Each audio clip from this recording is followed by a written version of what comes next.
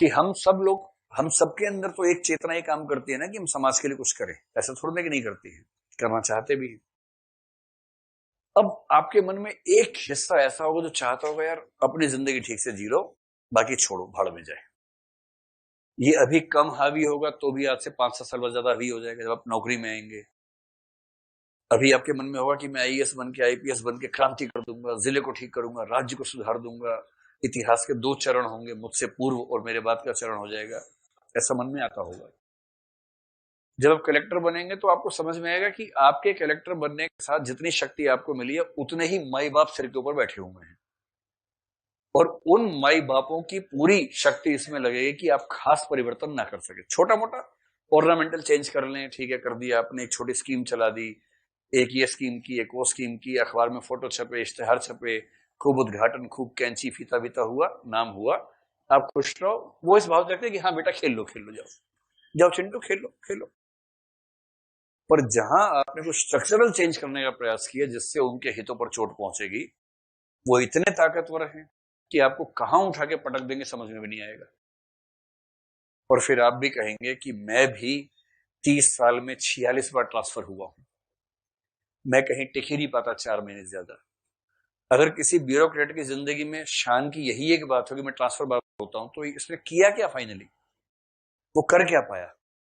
यही ना कि मैं इतना ईमानदार हूं, जहां जाता हूं कहीं एडजस्ट नहीं होता हूं और इसे ट्रांसफर हो जाता हूं। लेकिन उसके बाद में निचोड़ क्या निकला? निचोड़ तो कुछ ही निकला। क्या इससे अच्छे वो ब्यूरोक्रेट्स नहीं है जो हल्का फुल्का मैनेज करते हुए कम से कम ठीक ठाक परिवर्तन कर लेते हैं? अब ये बड़ी दुविधा है, जब आप जाएंगे प्रशासन में बड़ी दुविधा है कि आप हर बात पे क्रांति करना चाहते हैं या आप सामान्य बातों पे झगड़ा किए बिना कहीं कहीं क्रांति कर देना चाहते हैं। कौन सी पॉलिसी लेके चलेंगे? ये दोनों किस्म की पॉलिसी चलती हैं। तीसरे वो हैं जिन्हें क्रांति करनी ही नहीं, उनकी क्रांति हो गई है इस बनते ही, इतनी ही करनी थी, अब तो क्रांति का भोग करना है केवल अगले 30 साल तक। तो जब आप कुछ बड़ा करना चाहेंगे दबाव पड़ेंगे बहुत सारे। अब उस दबाव में सक्सेना को याद कर लीजिए, बस सीधा फार्मूला है इस कथन को समझने के लिए। सक्सेना, सक्सेना का मन करता है कि उसकी प्रमोशन हो। ध्यान है आपको सक्सेना ना? उसके मन में भी आता है कि उसके बराबर के लोग प्रमोट हो गए, वो प्रमोट नहीं हो पा रहे।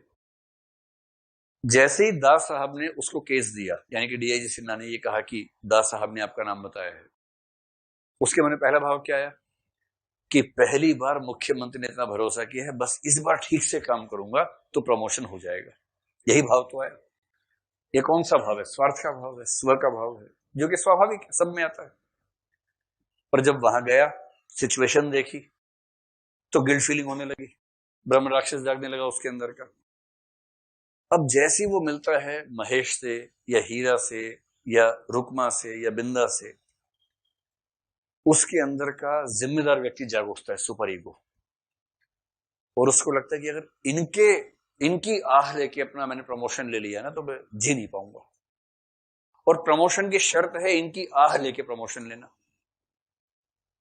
अब दुविधा है, अगर आप इनके साथ चलेंगे तो क्रांति के रास्ते पे चलेंगे, और अपनी प्रमोशन को साधेंगे तो इन मजबूर व्यक्तियों के घर में एक व्यक्ति की हत्या हुई है, उस हत्या की लीपापोती करेंगे, तब आपको प्रमोशन मिलेगी। इसकी इच्छा दोनों है, प्रमोशन भी चाहिए और ये सपना भी कि मेरे आईपीएस होने की वजह से किसी की जिंदगी सुधर जाए, मैं ये भी करना चाहता हूं। कैसे करेगा?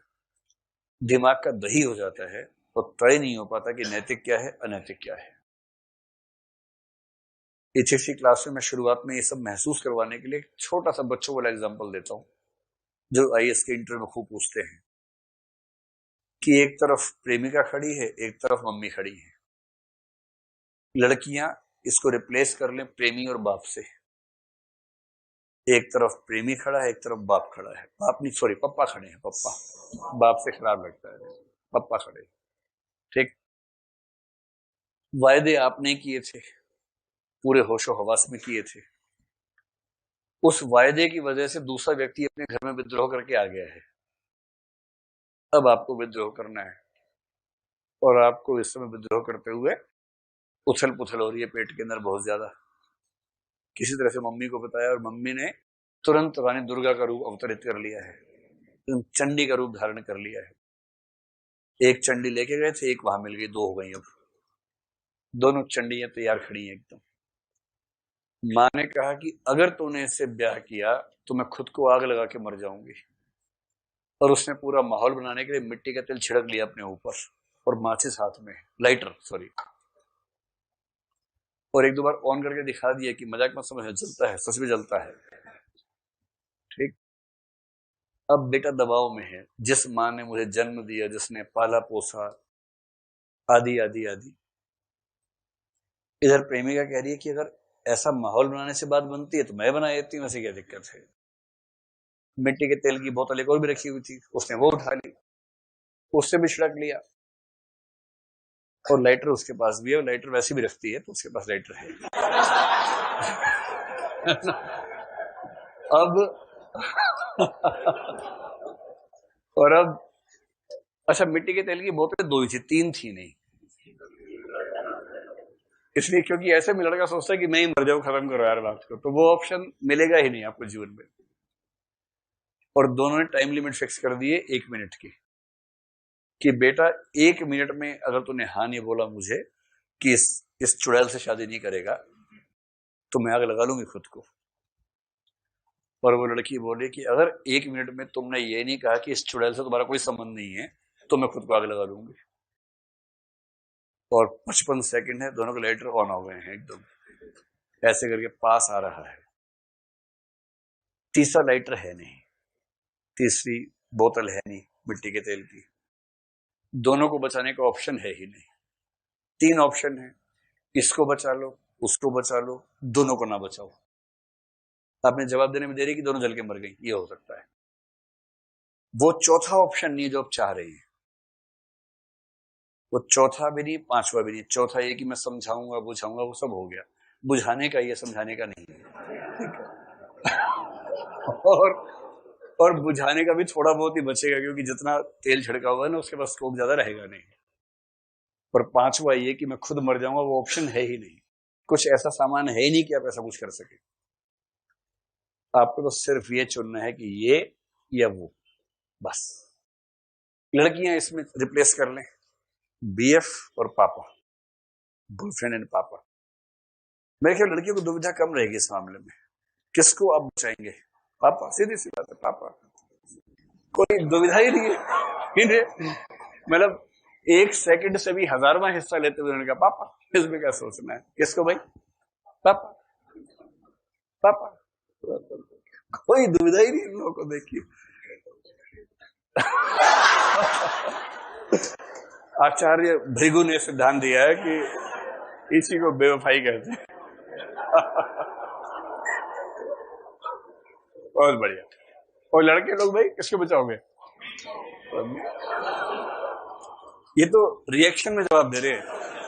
अगर रिएक्शन ना होता तो ये इतने मम्मी मम्मी को ध्यान देने वाले लोग नहीं है, वरना ये बोलते मम्मी आप तो वैसे भी 60 साल की हो गई हो, एवरेज के हिसाब से 8 ही साल बचे हैं आपके पास, ये तो बेचारी 22-23 की ही है, तो मैं कैसे इसका जीवन ले सकता हूं।